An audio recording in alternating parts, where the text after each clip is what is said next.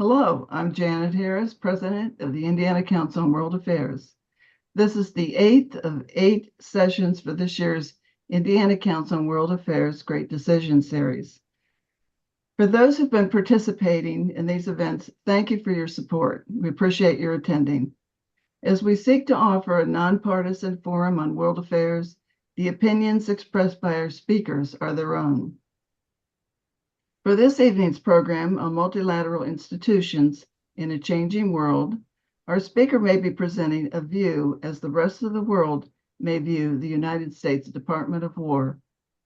To introduce Ambassador Frances M. O'Donnell is Dr. Betty Tonsing. Thank you, Janet. It is my pleasure to introduce Frank O'Donnell. He has contributed a great deal in globalization, multilateralism, and governments. In his background, I think is going to be to tell us why. He's a member and former ambassador of the Sovereign Military Order of Malta to the Slovak Republic, and he previously served as a United Nations official for 32 years, including as resident representative to Yugoslavia and Ukraine.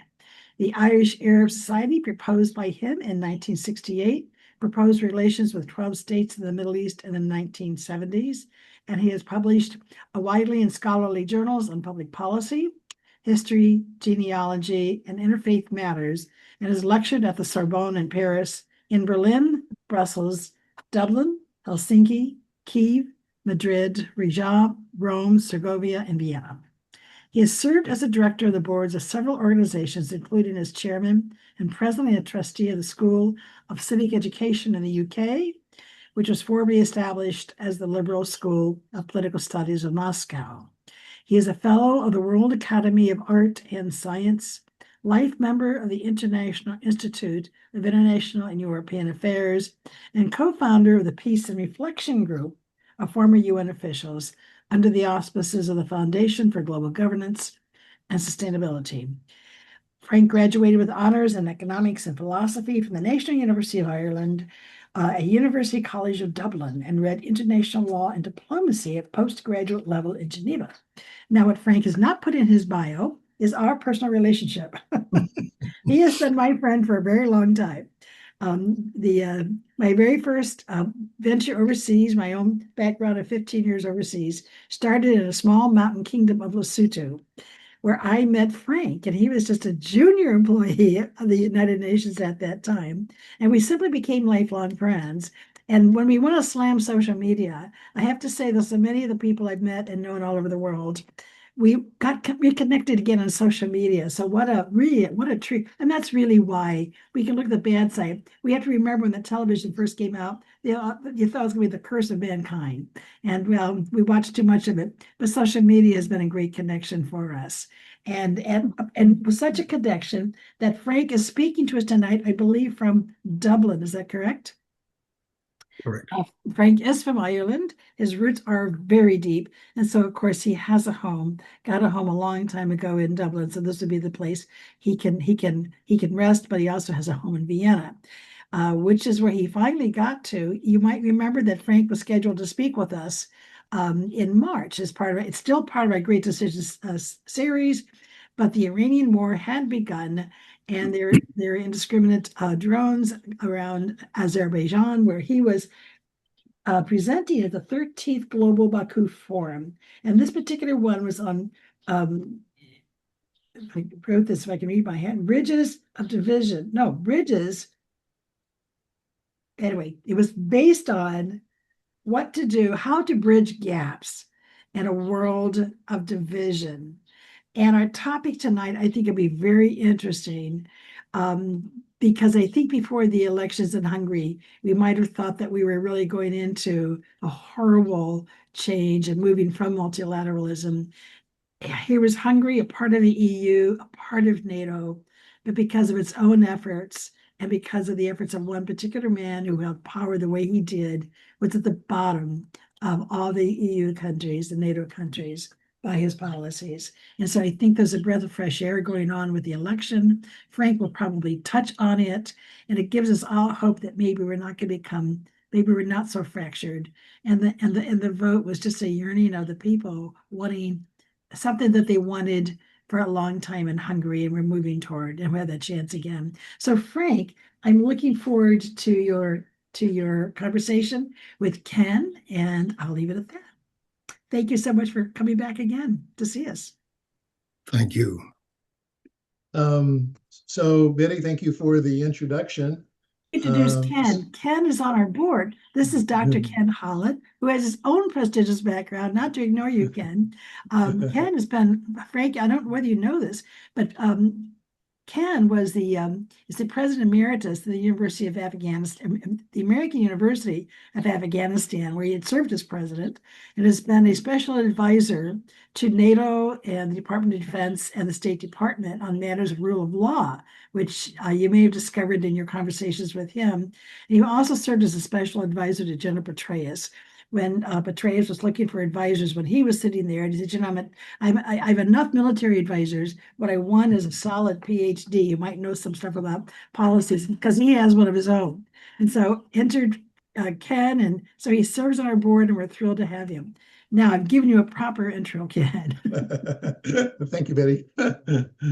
Well, it's my great pleasure to meet Ambassador O'Donnell. I myself have strong ties with Ireland and, of course, with multilateral institutions. So it's a great honor for me to have an opportunity to converse with Ambassador O'Donnell. So I'd like to turn the mic over to Frank O'Donnell and let him say a few words about his thinking regarding multilateral institutions. Frank? Thank you. Do you hear me loudly enough? Yes. Yeah. Okay. Good. Because I have to make sure I don't wake up everyone else in the house. So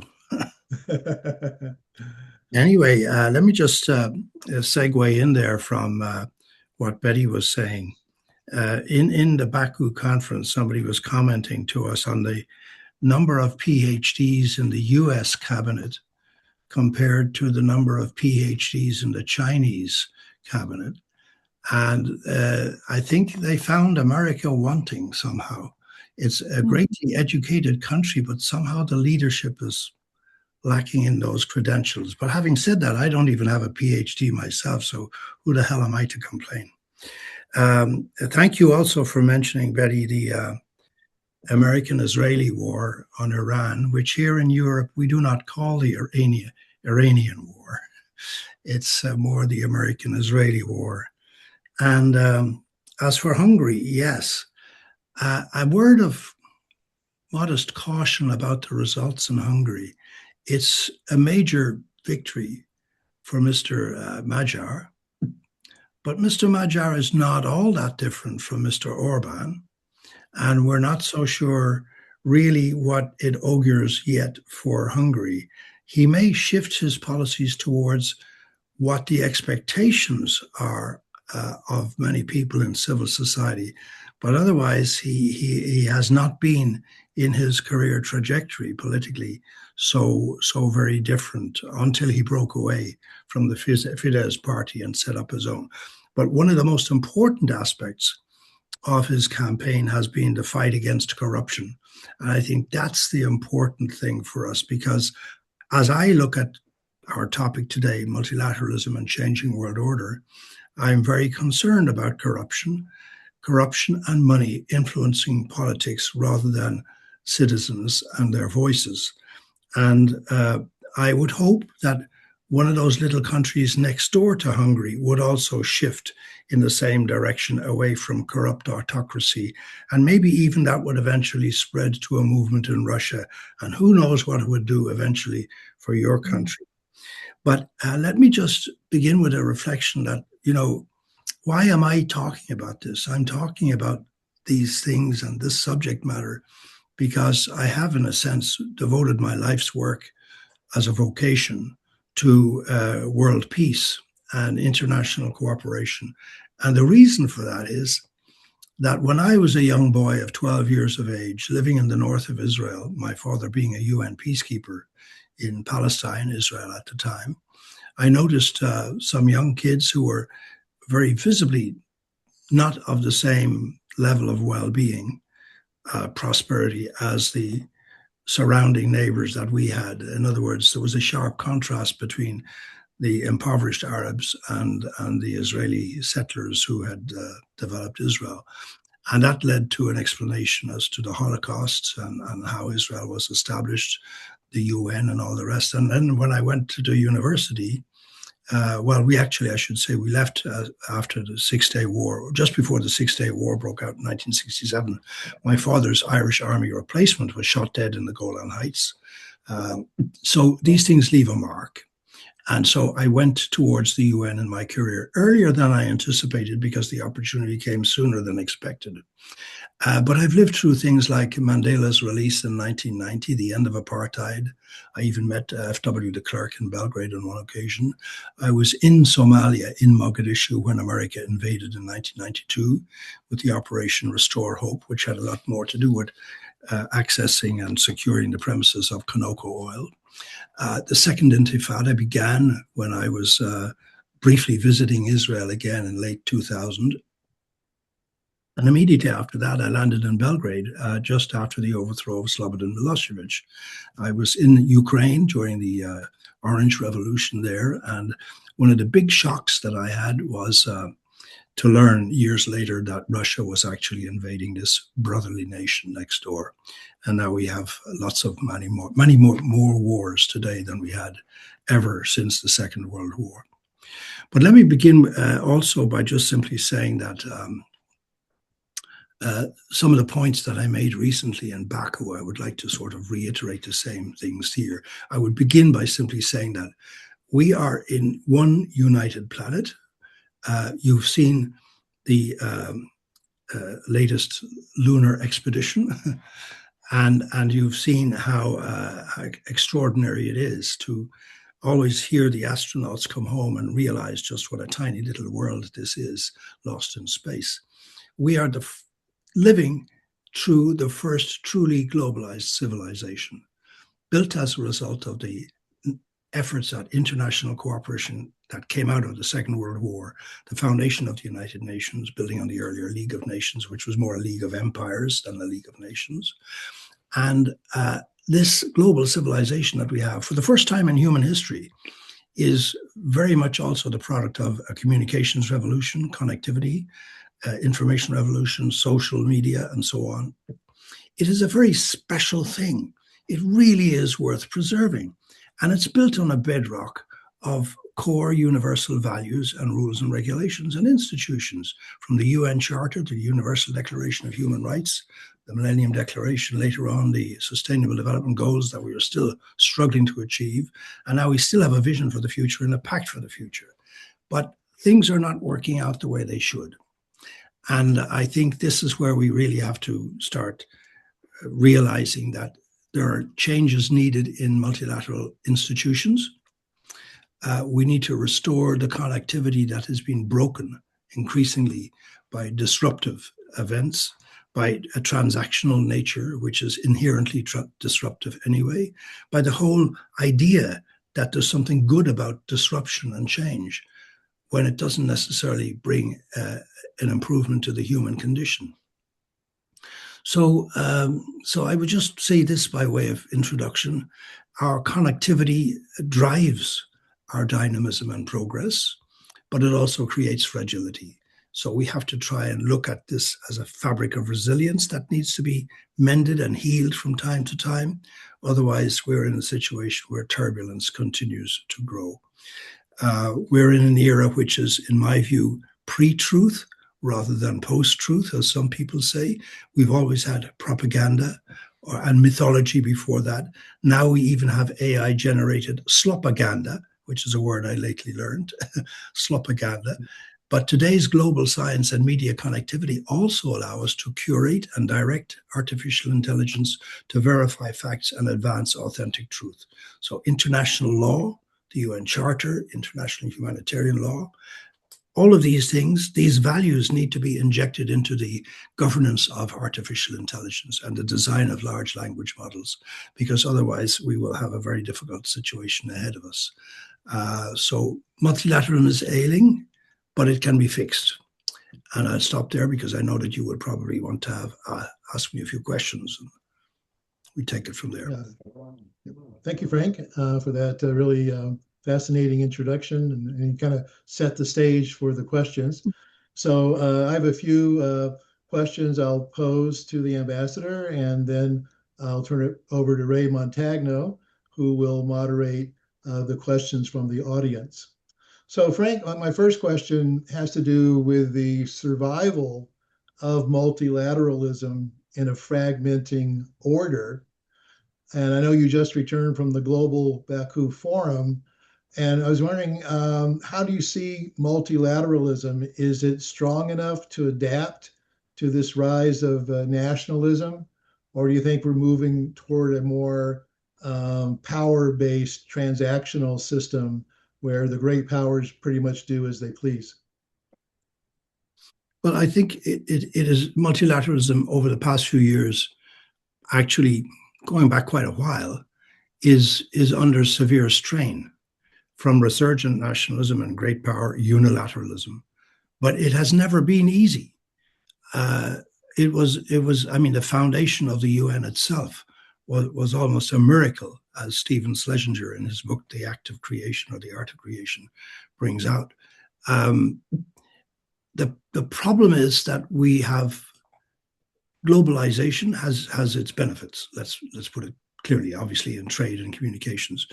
But the rate of globalization has been very difficult for some societies to absorb. We've seen increases in inequality. We've seen major shifts economically from the West to the East and perhaps to the South, which have been beneficial to those parts of the world in terms of increasing prosperity, improvements in the human condition. But quite often it has meant the decline of industries in the West and the loss of jobs and the decaying of our infrastructure in various places. We also have demographic decline in the West, in most countries, not in mine, but in most of the other countries in Europe and in North America and in Japan and indeed even in China. So we're facing a lot of challenges here, because even under the situation of demographic decline, we need somehow to keep our economies ticking over. And in most cases, we welcome immigrants, because immigration can be the lifeblood of ailing economies. I mean, your country is built on it, by and large, and so is Europe in different ways. But we're now facing xenophobic reactions against immigration. Sometimes it's based on racism. Sometimes it's based on other considerations. But the institutions that we have created for these things, we have an international organization for migration. Why do that? Why do we not manage it better? We have a UN conference on International Organization for Trade, the World Trade Organization. Why should it now be so disrupted by, supply chains and choke points suddenly becoming factors of instability? So I think, if I go back to my memory of the early days that Betty was talking about in Lesotho in the 1970s, I can remember the Falklands War. And I also remember Reagan and Thatcher and how they began a process of attacking the UN and its institutions. And we have had since then, and this is almost 50 years now, we have had financial crisis after financial crisis in the United Nations. We are always being told to do more with less. Yet we have an exponential growth in international treaties and multilateral institutions with very weak enforcement capacity. So we have a problem of international obligations or agreements not being fully respected. And one of the agreements where I see the least level of implementation is the UN Convention Against Corruption. Very, very few countries are tackling corruption. And the result of that is we have excessive market concentration, and we have intrusions of regulatory capture by major corporations, which then becomes state capture. And this is the beginning of the end of democracy. If in the media area, for example, you have only a few megalithic, very large, I should say, very large communications companies, you have less diversity, you have less journalistic independence, and you essentially have less information, less verifiable information. You have a closure of the public information space. This is what was happening in Hungary, and this is why there has been a change in government there. But it's also been happening in Turkey, in Serbia, obviously in Russia. And we can see the beginnings of this happening in the United States. It is certainly happening in Israel under the Netanyahu government. And this leads to, as I said, state capture. It leads eventually to increasingly autocratic governments and regimes, and less accountability to the public, because there is less capability of investigative journalism actually opening things up for public debate. So, and if you don't have public debate and you don't have democratic accountability, then you have an abuse of power very easily coming about. Great, thank you. So Frank, you mentioned both the United Nations and the World Trade Organization and how much stress both organizations are under.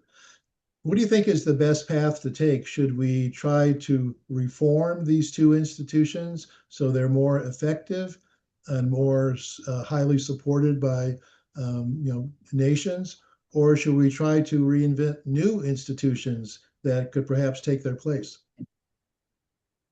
Well, if we look back at the history of the various rounds of trade negotiations, the Lomé Convention, the Uruguay round, the Doha round, and so on, we had already the Global Agreement on Tariffs and Trade. We had the UN Conference on Trade and Development, UNCTAD, which actually still exists. And then WTO came about in historically very recent times, WTO. The problem with it is that the dispute resolution mechanisms in WTO were not working too well. Now, there's a problem in my country that if something isn't working, we just abolish it instead of fixing it. But I think I wouldn't like to see that as an Irish virus infect the rest of the world. I think when things don't work, we can fix them. And so if things are not working in WTO or not working properly in the International Criminal Court, for that matter, or in the United Nations, let's fix it. Let's not abolish them. It's very difficult to replace. Now, of course, what happened with the League of Nations, few people know that the League of Nations was still in existence after the UN came into existence. It actually continued to survive nominally. And it was actually the last Secretary General of the League of Nations was an Irishman, Sean Lester. And he managed to keep it going with the few countries that still supported it.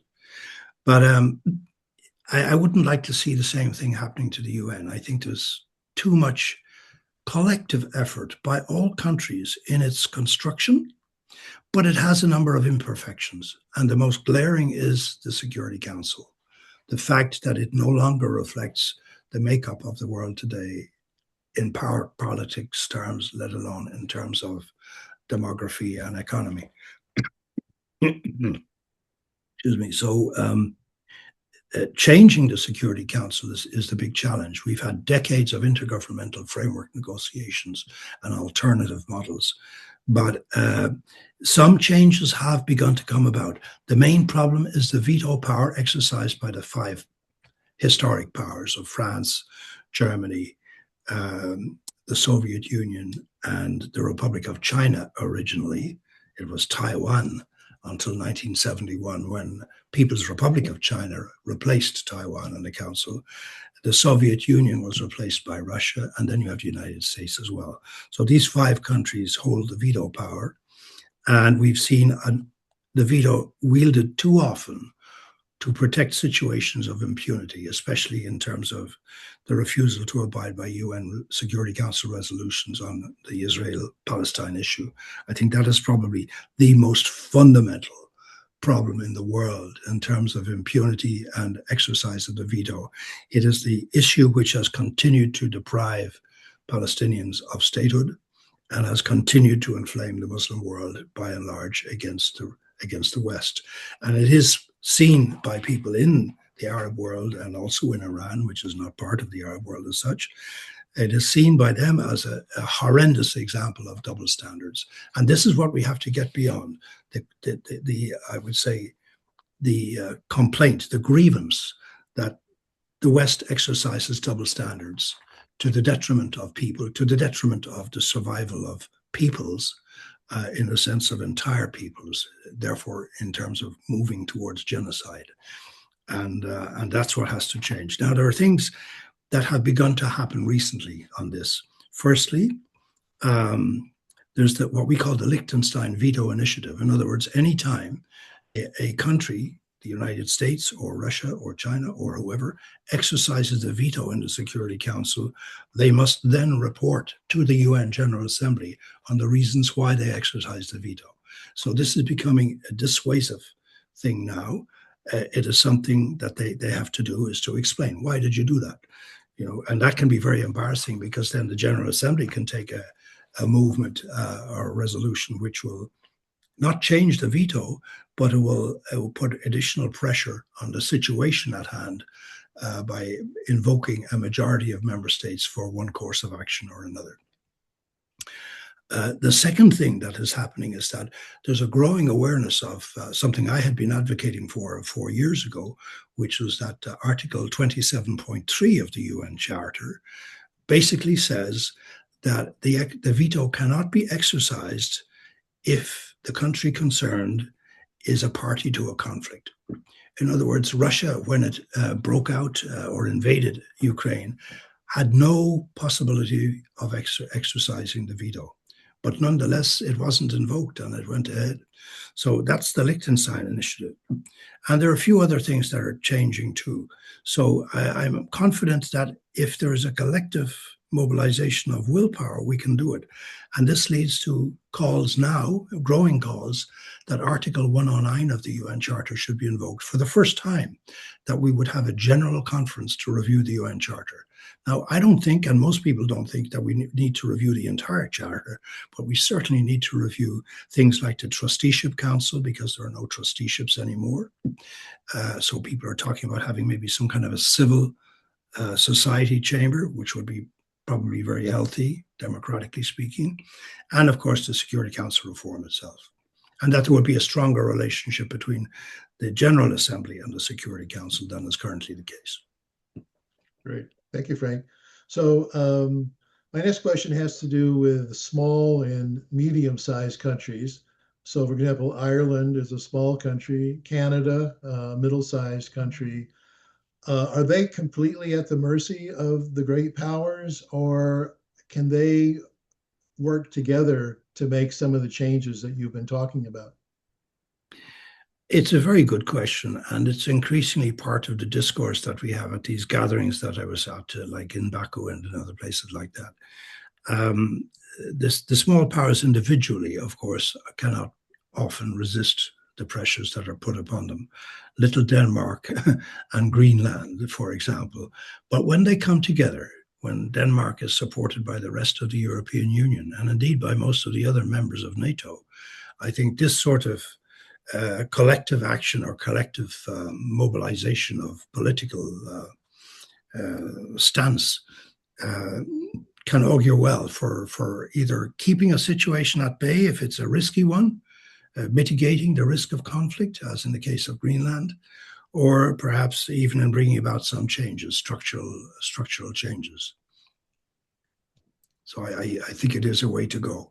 And that's why it's very interesting to see what's happening with the BRICS countries, because you also have the question of the de-dollarization of the global economy, and the fact that the IRGC in Iran is insisting that payments for the tolls that they are now exerting on the Straits of Hormuz, that payment should be made in yuan rather than in US dollars. So Frank, as we know, nations have to deal with crises. For example, I think about the 2008, financial crisis, the COVID pandemic, Russia's invasion of Ukraine. So do you think any reforms or changes could be made to make the international multilateral response to such crises could be effected? Well, I mean, for sure. The question is in what way? Now, I was involved about 25 years ago, more than that, in fact, almost 28 years ago, when Kofi Annan was the Secretary General and I was based in New York. And we set up what was called a framework mechanism on early warning. This was simply an interdepartmental coordination mechanism that if we thought our reading of the situation in some country was tending towards state failure or a risk of conflict, we would try and take preventive measures. And I was in the organization, I was in the UNDP, I was the strong voice that eventually persuaded our new boss, who was Mark Malloch Brown at the time, to take the preventive aspect of our mandate more seriously and, in fact, more proactively. And we started to do that. And then there were situations where I was directly involved in helping prevent conflict, including in the Preševo Valley in Serbia and in Crimea at a certain time. So these things can be done. The problem that actually exists in the world with early warning systems like that is you can get all the data necessary lined up to indicate that there's a major problem coming about. But if that does not trigger the political decision-making required to take action to prevent the problem, then all of that data is just data down the drain. Now, there are attempts in the UN Futures Lab, as they call it, to try and bring the digital giant companies into a closer cooperation with the United Nations so that we can use digital data, real-time data, to assess a situation. Because one of the problems that we have in the world generally and in history generally is that something is happening somewhere. You might learn about it later. Long ago, it took a long time for the mail to cross the Atlantic. So then, of course, we got into the telecommunications era. But even so, trends in society accelerate and things are happening faster than our intellectual capability to take cognizance of these things and to understand and interpret the data and to understand what then needs to be done to control or redirect things.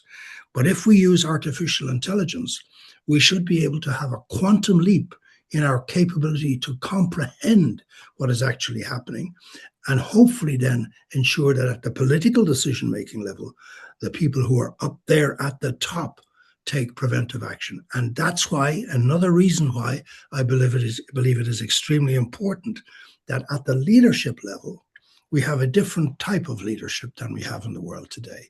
We have a leadership which is infused with a very strong spirit of compassion and responsibility and public service rather than greedy, power hungry, and so forth. And for that reason, we need to have a much stronger representation and leadership of women, because we have a UN resolution in the Security Council, Resolution 1325, which was very specific about how women have a very important influence on post-conflict recovery and conflict prevention when they are in a powerful enough position to do so. And I'm not talking about having an individually strong woman, intellectually or any other way, but organizations or networks of women. When women come together to share their concerns as women, as girls, for girls, as mothers, as siblings, or whatever, as women, they think differently and they feel differently than most men do. And their instincts are different when it comes to risk and when it comes to danger and when it comes to, prevention. So giving them more of a voice, as it should be, equitably in any case. But as I said this actually to in Baku to a former Finnish Prime Minister lady, I said, and she's a member of the Council of Women World Leaders. And I said, your Council of Women World Leaders needs to be more active, not just in terms of bringing yourselves together on general policy matters, but very specifically ensuring that networks of women are prominent in decision-making processes to prevent crisis. And indeed, at the political level, that would be also not just on military and security things, but any other social crisis, because they would also bring a particularly different perspective, I think, to issues of migration, of integration, and of education and social welfare. Thank you, Frank. So I was very impressed with how constructive your comments were, and you made some very specific recommendations about what we as an international community can do to tackle some of the serious problems that we face. So I'm really grateful for your very positive attitude, and I think we can all benefit from that. So now I'll turn over the microphone to Ray to continue the program. All right. Thank you very much, Ken. And thank you, Frank, for a really informative discussion there. We have a couple of questions lined up here. Charlie Wiles, I think, is going to be our first questioner. Go ahead, Charlie. Right. Thank you, Ambassador O'Donnell. Thanks for staying up and being with us this evening, and thanks for your good work. I heard a piece on the BBC traveling the other day, and it was a justice from the International Criminal Court, and it was a woman. And she was actually being targeted explicitly, like her credit cards weren't working, her life was being disrupted. And it sounded like, it was a direct result of the Trump administration, but also in cahoots with some of the international technology companies that you were talking about, working together to make some of the International Criminal Court justices' lives miserable. As a result, I think of some of the decisions they made on Israel and in the United States, some of the activity in the Caribbean and so forth. So I don't know if you could touch on that a little bit. And then briefly, we have a debate here in the Indiana Council on World Affairs, whether the liberal world order is the events that are unfolding. Would you characterize them of showing the need for the international world order, or would you show it as the demise of the international or the liberal world order? So I don't know how deeply you could get into that, but maybe just speak to that briefly if you could. I think we may have lost Frank here for a minute. I just readmitted him, so I'm not sure. Yes, I did lose the connection. I'm sorry about that. Okay, no problem. Charlie, could I ask you to pose that question again, please? Yeah. The first was about the International Criminal Court justices. I heard a BBC piece where they were being targeted by the Trump administration, but in cahoots with some of the multinational tech corporations. For instance, the woman was saying she couldn't use her credit cards, or that her phone would work one day and her phone wouldn't work the other day, and so that sounded very threatening. And I don't know if you could elaborate on that a little bit. And then briefly here at the Indiana Council on World Affairs, we're talking about the unfolding world events of whether showing the need for a liberal world order, or are we actually seeing the demise of the liberal world order? And I don't know if you could touch on that briefly.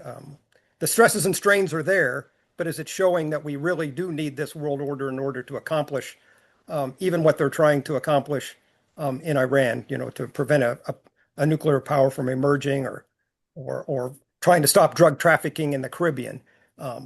Are these recent events showing the need for that, or actually that we've gone beyond a liberal world order? Yeah, I think sometimes our analysis of the problem in the public space, in the media, is off the mark. And we don't necessarily see what's really happening underneath, the tectonic shifts that are taking place, some of them directly directed specifically for a purpose. So the world order is changing, whatever you like, whatever we like. China is a growing power. Africa is the future, demographically and economically. Africa is the future. China is investing heavily in Africa. The United States is not.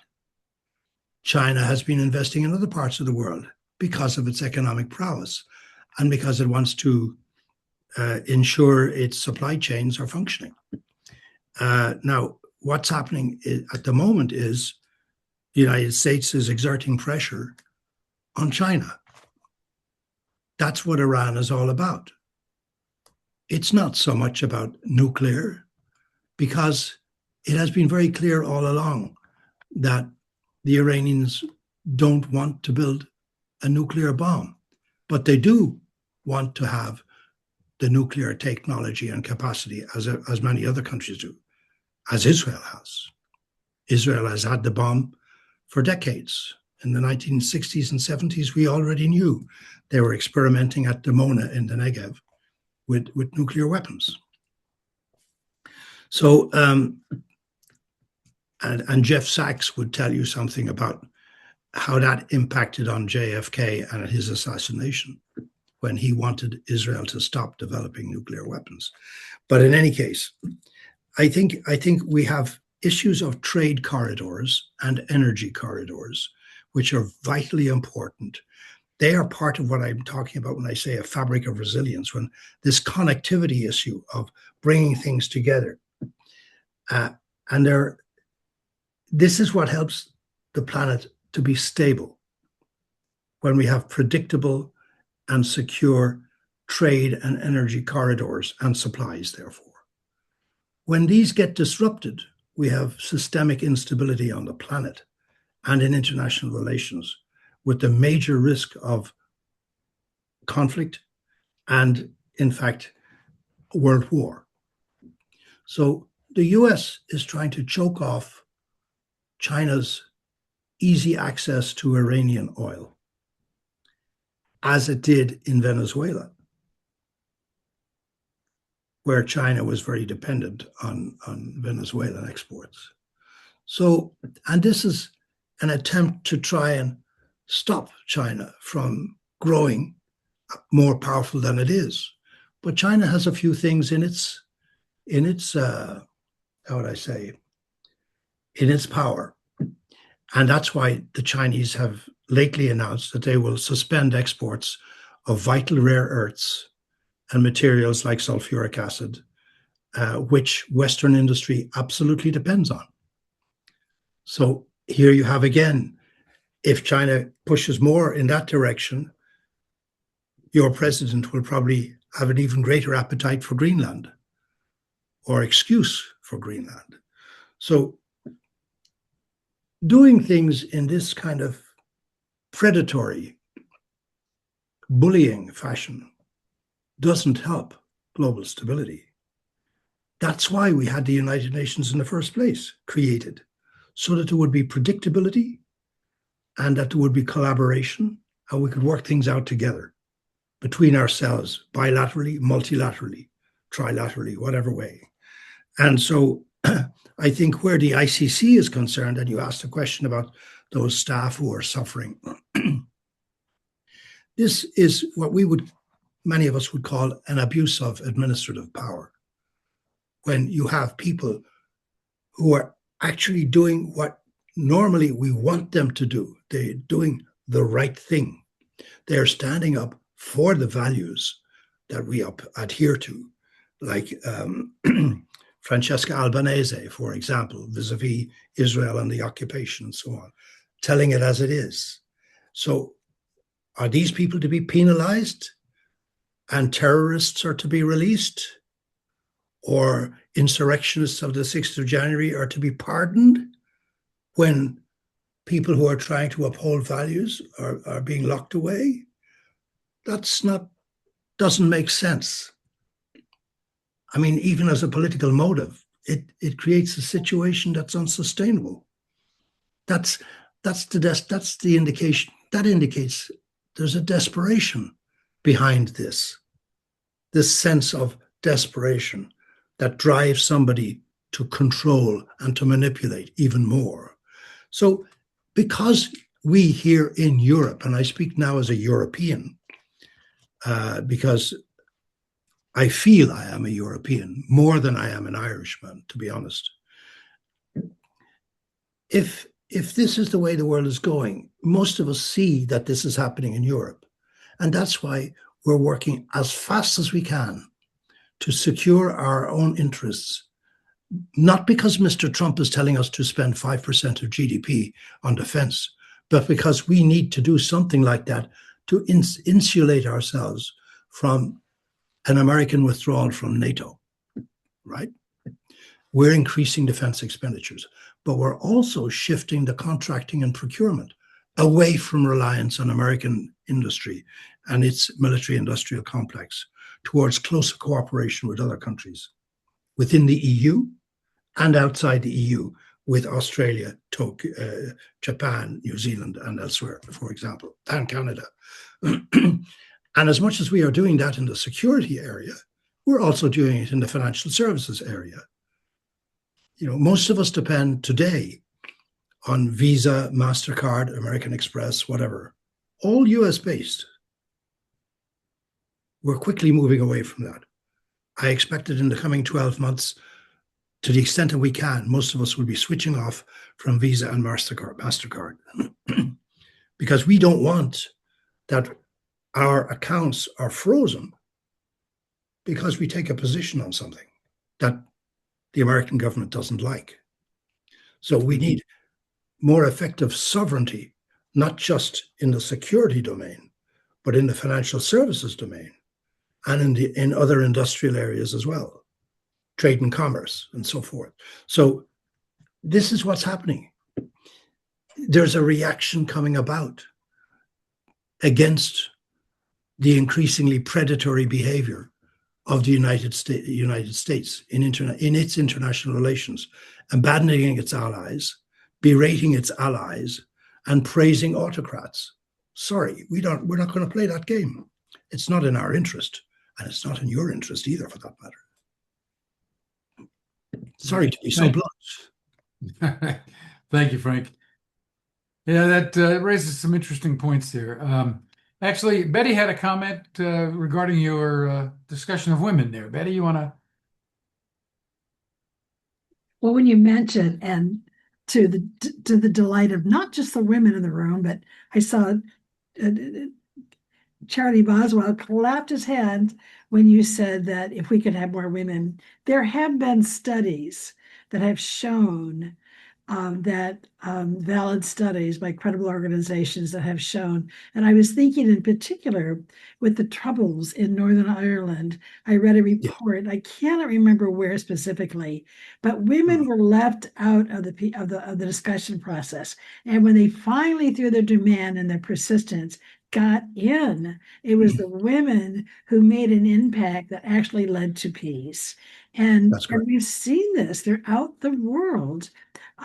There's all kinds of reasons why, when I'm teaching, I tell my students with the United Nations, of course, it doesn't have the teeth. Sometimes I wish it had, and maybe it's best it doesn't.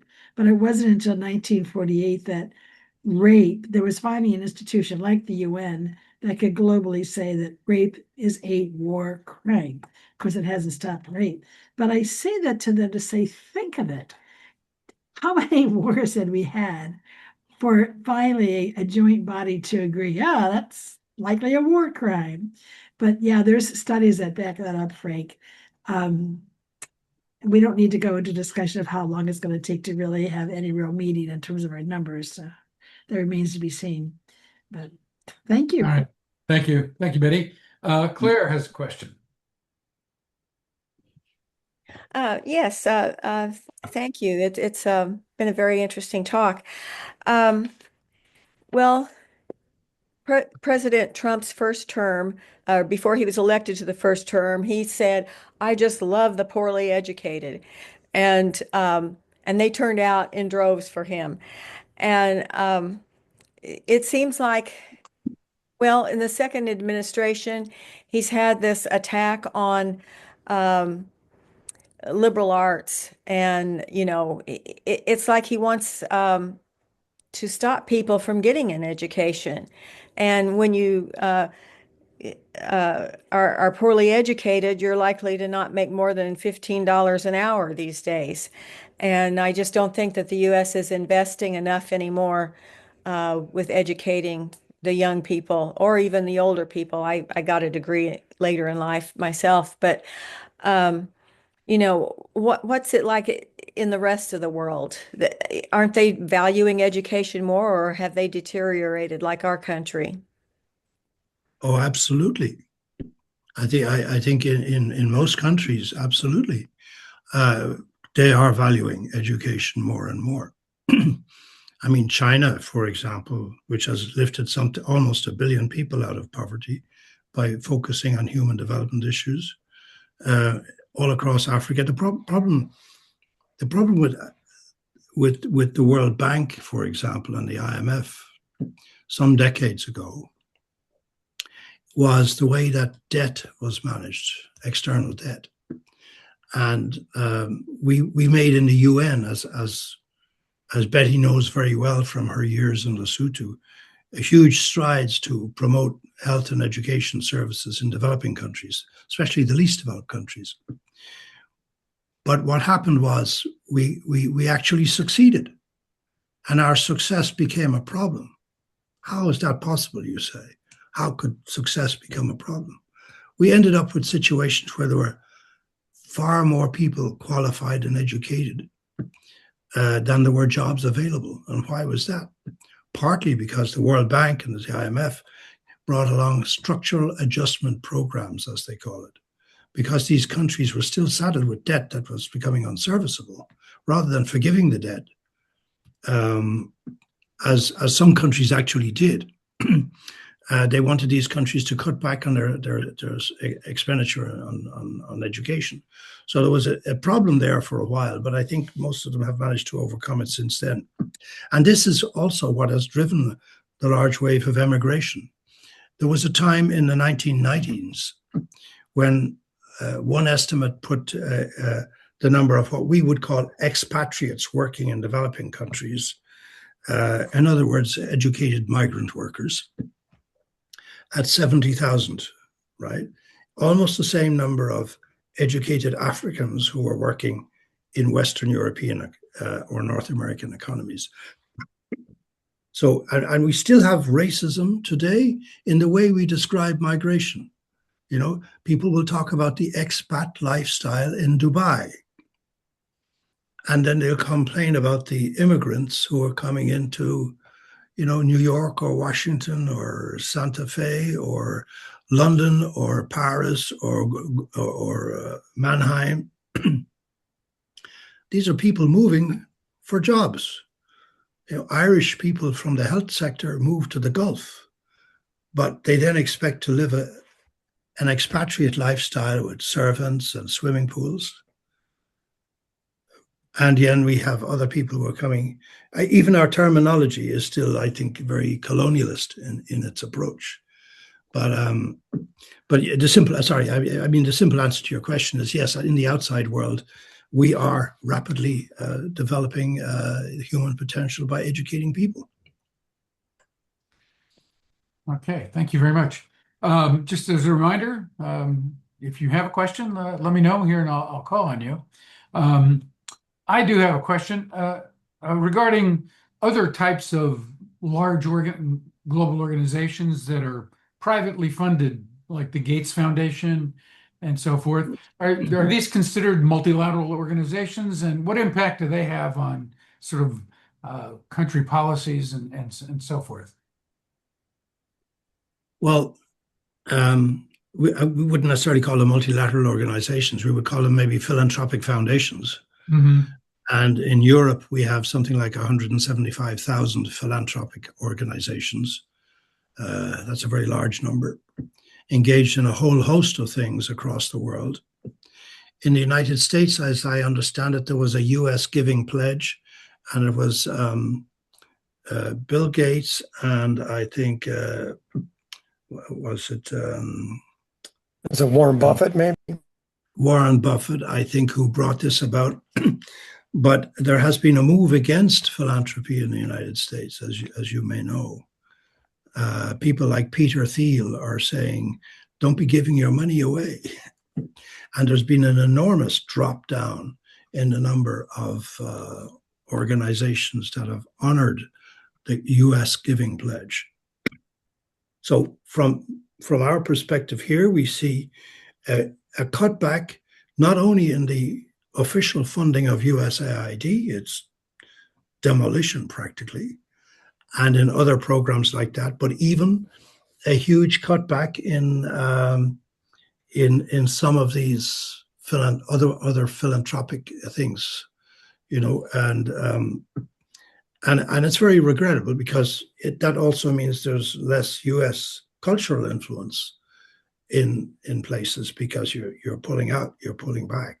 Now, I don't know how big a problem it is on the receiving end, but I mean, I did see some figures recently on the giving end, and it struck me as bizarre that there was something like that was happening. Now, it's not to say that it's happening across the board in all American philanthropies. I'm sure that the Rockefeller Brothers Fund and others are still probably quite active.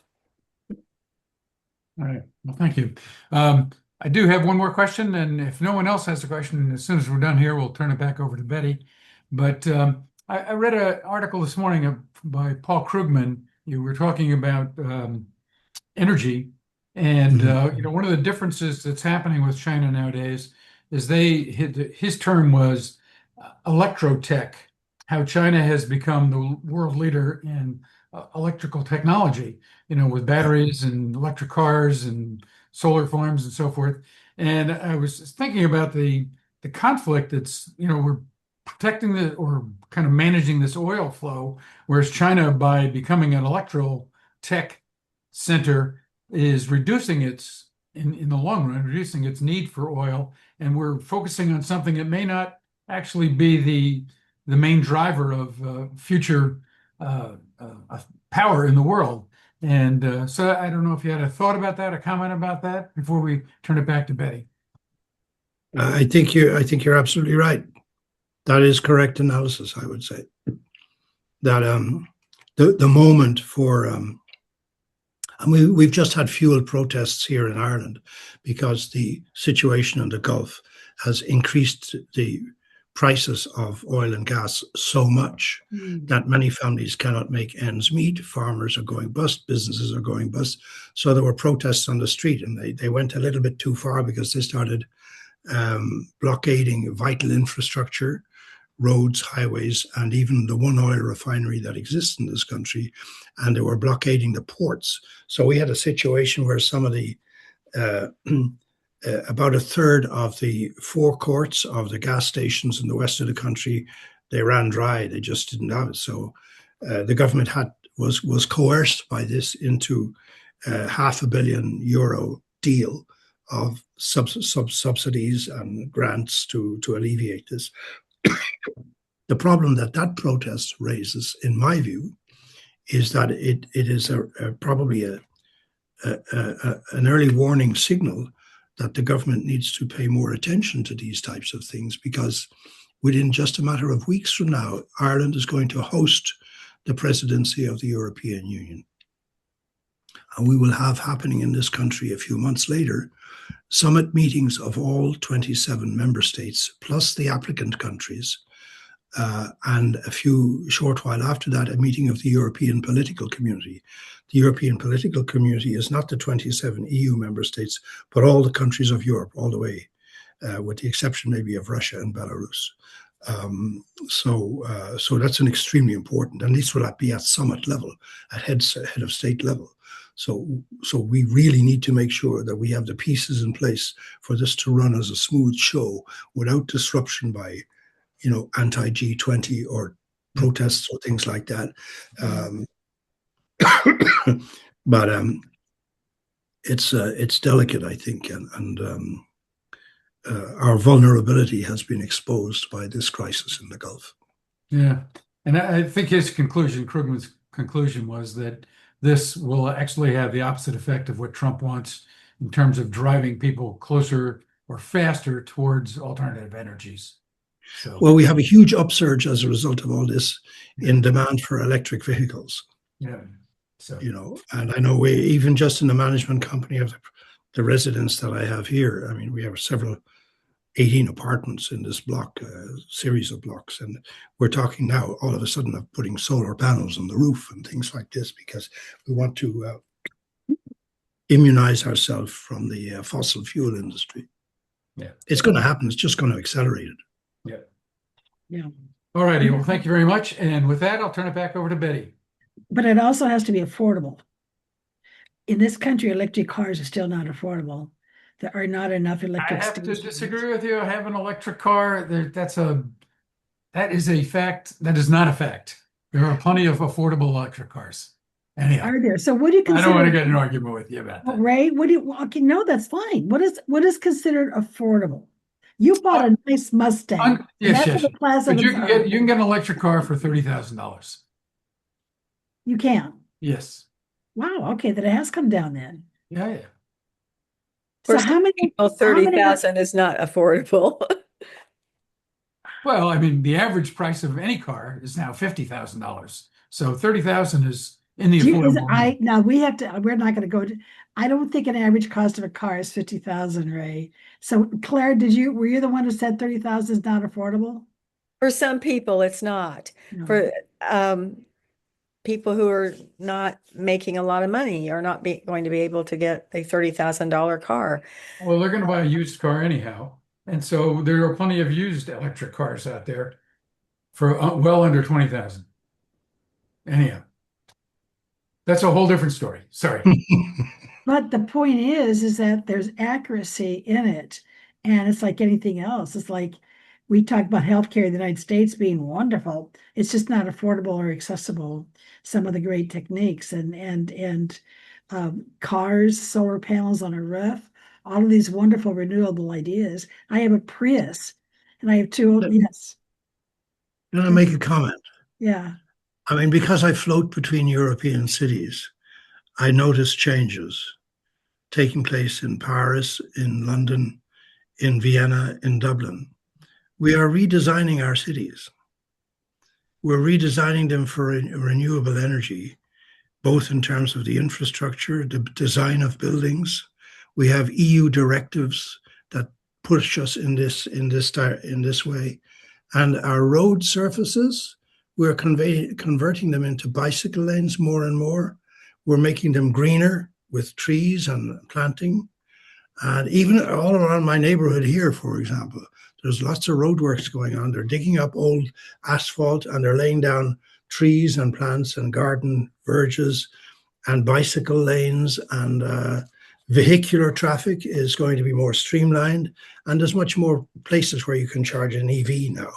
So it's changing, and it's just going to happen faster and faster. Way to go. My daughter and her wife are now 38 and 40, but as they were looking, and they're scientists at NIH, but while they were looking for some, after they were doing all their postdoc work and everything, they were choosing what city. It was going to be really based upon public transportation. Young people really are making these types of demands. There was a young woman in the Rotary Club they belonged to. Indianapolis went through yet another. They put in a massive interstate system through the city, which of course in so many decades had to be redone, which was tearing up parts of the city again. And somebody came and spoke about, oh, this is going to be the roadways of the future and going out several decades. And she stood up and she said, several decades, you're going to be probably gone in one or two. And she said, but I will hopefully still be around. And then my children even longer. Why do you think we want these types of roadways? We don't want to live in those types of cities with overhead bypasses and cars running back and forth. We want a different kind of a city. Anyway, Frank, thank you very much. I wanted to ask you really quickly with the United Nations. I attended a global meeting this past week at the Hamilton Lugar Center at Indiana University, which is a wonderful global learning institute. And we had Claire attended as well. One of the sessions I attended was with our American ambassador to the United Nations under Biden, Linda Thomas Greenfield. Did I get that name right, Claire? Linda Yep. Thomas Greenfield. Yes. And I had asked her the question because I was reflecting on various petitions and things I get from you about reforming the United Nations.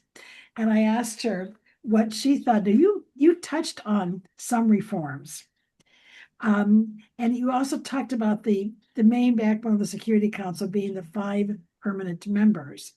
One of the things that she mentioned, and of course there are the 10 other members that serve rotating years, and I noticed that 2 of those other members of the 10 are from African countries, but she really spoke to really enlarging the permanent membership to include greater diversity in this world, which of course would have to include Africa. And I would imagine one of the reforms would be to get rid of the powerful veto power of the Security Council in itself. Just one of those members just knocks out the discussion. What is your reflection on that? Yeah. I mean, I only touched on what I think are the most strategic aspects of Security Council reform.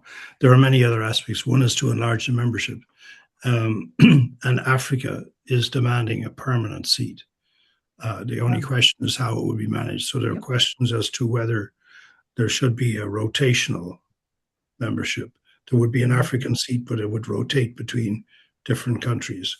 There are also Japanese proposals that the membership should be increased by a certain number, including Japan. And, there would be time frames for this to come about. And then for periods of maybe 10 years, Japan would be there, then somebody else would be there, and so on. So there's lots of different ideas about it. The problem is that they just haven't managed to get their heads together to get it done. Now, we do not need a general conference to revise some one or two elements of the charter. But I mean, some are calling for the general conference that under Article 109, which has never happened. And it would be, I think the pressure that's growing for that is not going to see a general conference come about, because the majority of member states don't want to revisit everything in the charter. They want to revisit one or two things. And so the general conference under Article 109, it's there as a thing that can happen, and there's pressure for it now, but most countries don't want it. But under a previous Article 108, you can actually change the charter. And that's the other article, which is the easier thing to do. So it's probable that we will see some change come about under Article 108, basically, I think. There was another element to your question. I'm not sure if I answered it, though. That's okay. I can't remember now. I think you need a glass of water, and you may even need to go to bed. That might happen. It is about 1 o'clock or so in the morning. Maybe you should have a swig of some delicious Irish whiskey, and then head off. I want to thank Frank very much for it. We have to stop meeting like this, Frank. This is how we meet. And I was hoping to get back to Ireland this summer, but it's not going to be this summer, I don't think. I just have not planned that in the cards. Probably the next.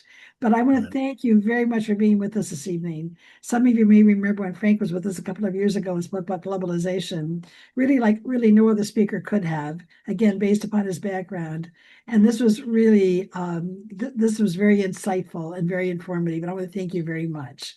I think there are many of us here in the United States. I loved your analysis of the Hungarian election. And yes, the new prime minister is a center-right politician, but I do take hope in the fact that he said he at least wants to restore Hungary to its previous state of being an honorable member of NATO and the EU, and back to its previous order. And then it's like, and then duke it over the policies if you don't have all the corruption that came with Orban. And if he can restore the independence of the judiciary, the freedom of the press, fairness of the elections, rid of the corruption. I noticed that his son-in-law's already skipped country. Did that, I think, within 24 hours of the election. He was a major purveyor of the corruption. So we'll see. We have our own elections coming up in November. We have a lot of work to do here in the United States. So it's a pretty frightening, but also very hopeful time. And I want to thank you. This was really excellent, Frank. And I want to thank you all for attending. This is it. This is our last meeting of Great Decisions. And we will be meeting again, but not until May. It'll be Monday night, May 4th. And we are talking that evening about renewable energy. And these will again be some of the questions that we will be addressing.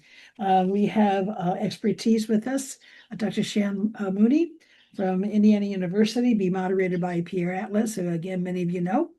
And that would be Monday night, May the 4th.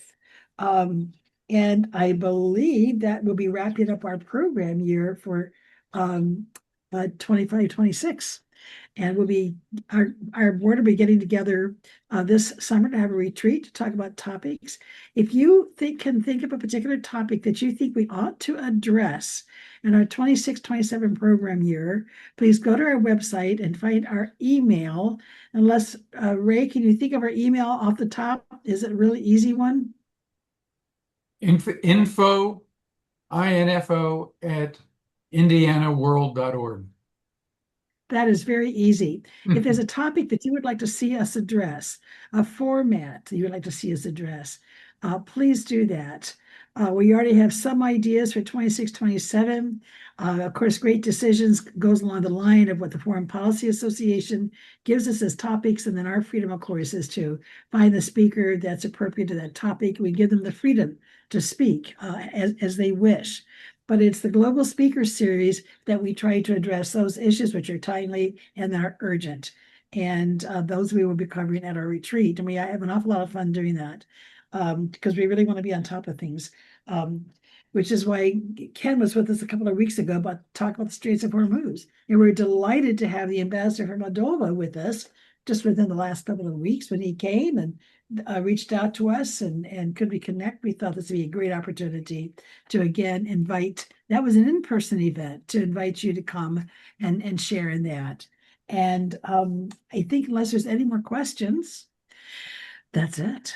Let me Yes. thank you, Betty, personally, and also Ken, Ray, and Janet, and Charlie for interacting with me and for organizing this, Betty. It's been an honor, as usual, to share with you my humble, if not maverick, and sometimes politically incorrect point of view. That's what we want. That is absolutely what we want. I know we spoke about this about a year ago. I asked Frank about a year ago, and we were just a few months into the new administration, and he had some thoughts. I said, well, I'm not sure. Let's just wait. We don't want to quite shotgun it yet, but I think that we were really quite ready and quite prepared. But you're always a diplomat, Frank, and so I appreciate that. And yes, Ken, a very special thank you for moderating this program. Those are great questions. Thank you very much. And to our board members who attended, and to all of you for being with us once again as a wonderful audience. Thank you so much. Thank you. I hope to see you in May.